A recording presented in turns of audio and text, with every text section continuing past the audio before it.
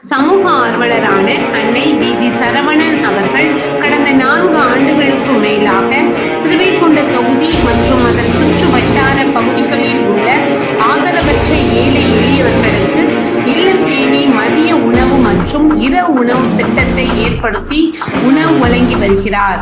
இந்நிலையில் தமிழக வெற்றி கழகத்தின் ஐம்பெரும் கொள்கை தலைவர்களில் ஒருவரான சமூக ஆர்வலர் அஞ்சலை அம்மாளை கொள்கை தலைவராக அறிவித்ததன் ஏற்பால் தமிழக வெற்றி கழகத்துடன் இணைந்து தமிழக வெற்றி கழக தலைவர் தளபதி திரு விஜய் அவர்களின் ஆசையுடன் கழக பொதுச் செயலாளர் அண்ணன் ஹுசேன் ஆனந்த் அவர்களின் வழிகாட்டுதலின்படி 1000வது நாள் மதிய உணவு மற்றும் இரவு உணவு திட்டத்தை தமிழக வெற்றி கழகத்துடன் இணைந்து வழங்கி வருகிறார்.